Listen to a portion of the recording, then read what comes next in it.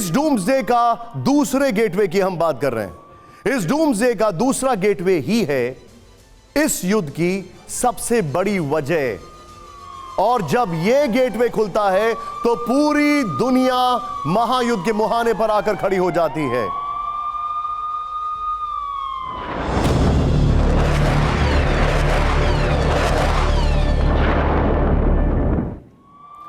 Gateway number 2 है border. और यह बहुत चिंताजनक है क्योंकि हम बात कर रहे हैं उस बॉर्डर की जिस बॉर्डर को लेकर यह पूरा युद्ध छिड़ा है, उस बॉर्डर की जिसको लेकर कोई भी कहीं पर भी एनक्रोचमेंट की बात कर रहा है। अब गेटवे नंबर 2 बॉर्डर की अगर बात करें तो सीधे आइए बिग वॉल पर। यह गेटवे जब खुल रहा है और इस गेटवे के खुलते ही यह युद्ध का अगर कहा जाए तो आगाज होता है। सीधे देखिए, अब मैं आपको जो दिखा रहा हूं, यहां चल रही है जंग। इधर देखिए कहां कहां जंग चल रही है इस वक्त। लुहांस्क में, बाखमुक में, डोनेस्क में, ज़ेपोरिजिया में और अब मरियोपोल में। और जिन जिन जगह से उन्होंने अपना कब्जा हटाया है वहां पर भी वो कब्जा करने की वापस कोशिश कर रहे हैं। और उसमें सबसे ऊपर है खेरसॉन, जहां पर 40,000 की जनता इस वक्त जब हम आपसे बात कर रहे हैं तो उनके पास हीटिंग के लिए कुछ भी नहीं है क्योंकि रात भर बम बरसाए गए हैं। मैं सीधे लाऊंगा यहां पर रशियन स्टडीज के वो महारथी जो मेरे साथ हैं, अमिताभ सर। ये देखिए, ये युद्ध यहां से नहीं शुरू हुआ था, ये शुरू हुआ था क्रीमिया से सर, और ये यहां तक जा रहा है। मैं पूछ रहा हूं इस सरहद तक कब?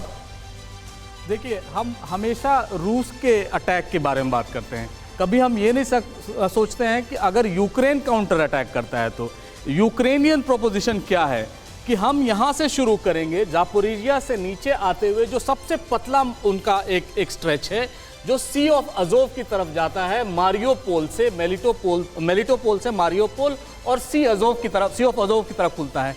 वो एक गेटवे ऐसा है निशान जी, अगर वो उन्होंने कैप्चर कर लिया और जो फोर्स के साथ वो कर रहे हैं तो हम ये क्राइमिया का जो लैंड ब्रिज है उससे अलग हो जाएंगे। सर वो ऑलरेडी यहां पे बेलगोरोड पे अटैक कर रहे हैं। जी नहीं, बेलगोरोड पे कर रहे होंगे लेकिन उनका इमीडिएट टारगेट ये है क्योंकि अगर इसको बंद कर दिया जाए तो क्राइमिया का लैंड ब्रिज बंद हो जाएगा। क्या रूस को इस बात का डर है कि अगर ये चला गया तो ये रूस पर भी हमला करेंगे? और रूस पे ही नहीं, रूस पे तो हमला एक नगण्य उसकी चांसेस हैं, लेकिन जो चांसेस सबसे ज्यादा क्या है कि अगर रूस काउंटर अटैक करता है, वॉर स्थिर नहीं होता है, तो वो आगे बढ़ेगा और वो आगे बढ़ के ओडेसा की तरफ जाएगा। हो सकता है वो आगे की तरफ जाके मोल्डोवा या ट्रांसनिस्त्रिया को भी उस लैंड ब्रिज से जोड़ना चाहें।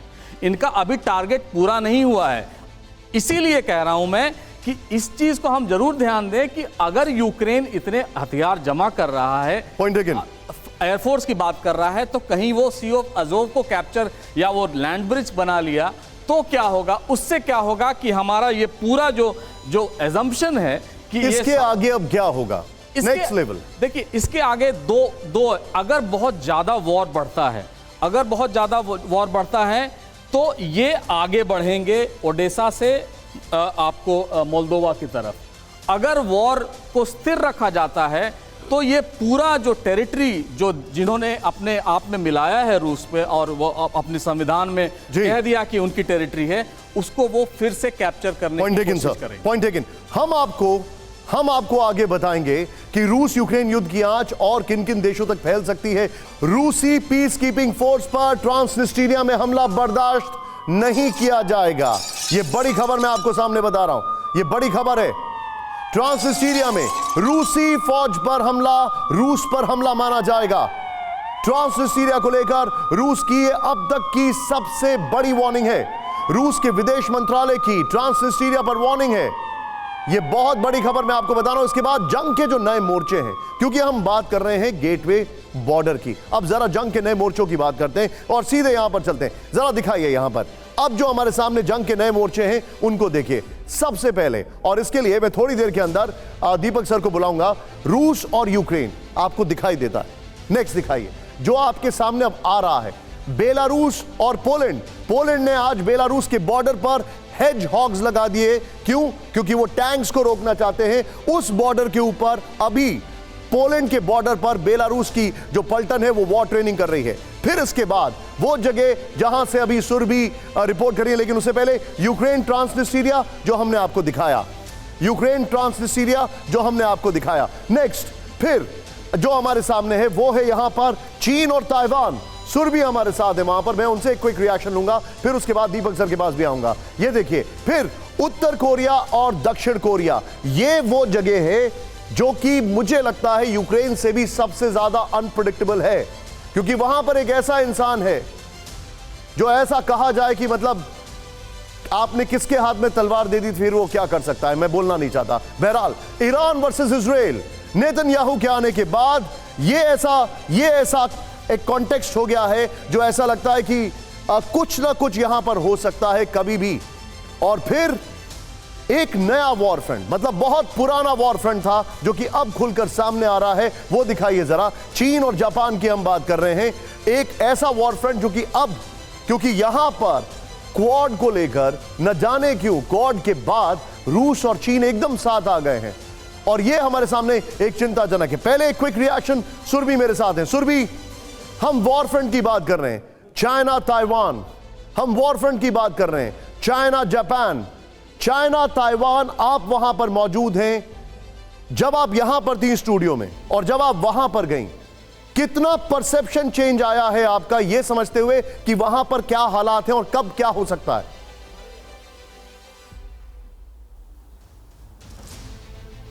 ये इस लिहाज से समझना भी बहुत ज़रूरी है क्योंकि ताइवान और जापान दोनों ही इस बात की चिंता जाहिर कर चुके हैं और ये बता चुके हैं कि चीन किस तरीके से विवादित क्षेत्र को पार करते हुए एक रीफ्रेम थ्रेट का बार बार अभी जिक्र क्यों कर रहा है। वो है चाइना की न्यू इन्वेजन पॉलिसी, जिसके तहत उसने ये टारगेट बना लिया है कि ये हमारी ज़मीन है। आज के उस स्टेटमेंट का एक बार फिर से यहाँ पर जिक्र करना चाहूँगी निशांत, जहाँ ये बोला गया ताइवान इज़ चाइनाज ताइवान, और हमें अमेरिका ये नहीं बताएगा कि हमें कब क्या करना है। दूसरी बड़ी बात, डिस्ट्रक्शन ऑफ ताइवान को लेकर जो अमेरिका बार बार दुनिया के सामने चीन को बदनाम करने के लिए खुलासे की बात करता है, आखिर वो बताए कि क्या किया जा रहा है, क्योंकि अभी तक ऐसा कुछ हुआ नहीं है। लेकिन जमीनी हकीकत यही है कि अब यूएस की तरफ से भी डिप्लॉयमेंट शुरू हो चुकी है ताइवान के उन एरियाज पर जहां ताइवान ये चिंता जाहिर कर चुका है कि भले ही उसकी रिजर्व फोर्सेस सबसे ज्यादा हैं दुनिया में, लेकिन चीन की ताकत का एहसास उसे भी है। इसीलिए वो चाहता है कि जल्द से जल्द यूएस अपनी प्लेसमेंट्स, अपनी डिप्लॉयमेंट्स कुछ बी विद मी यहां पर। लेकिन तीसरे गेटवे पर जाने से पहले एक बार दीपक सर,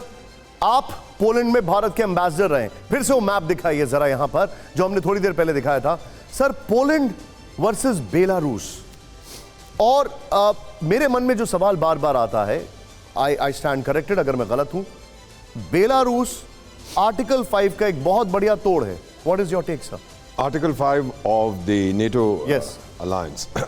ये आपका प्रश्न बहुत अहम है। 15 हिस्से हुए थे सोवियत संघ के, या एक रशिया है, बाकी 14, और 14 में से 13 जो हैं वो दोस्त नहीं है रूस के, सिर्फ बेलारूस की जिसने आपकी बात की, जिसका अपना स्टेटस अलग था।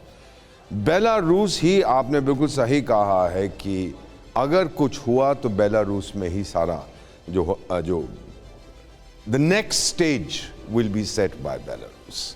और मुझे लगता है कि दे आर गोइंग टू, क्या कहते हैं, वादा निभाएंगे for Vladimir Putin, for Russia. उनकी भी एथनिक पॉपुलेशन जो है Russian. I'm not as good as you are in terms of reading body language, but you look stressed with that. आपको देख के मुझे लग रहा है that you are stressed with that fact, which is a very rare expression on your face. मैं वहाँ रहा हूँ, so I'm totally familiar with their thought process. अभी ट्रांसनिस्ट्रिया की आपने भी जो बात की थी सर, इतना बता देता हूँ, उसकी कैपिटल का नाम है तिरास्पोल। वो मोल्डोवा का हिस्सा है और वो मोल्डोवा यूक्रेन बॉर्डर तक कंट्रोल करते हैं ज़मीन को। सो ये काफ़ी सारी इंग्रेडिएंट्स हमने खिचड़ी में डाल दिए हैं, अब खिचड़ी पक रही है। अब सर आप प्लीज, मैं आपके पास आ रहा हूं।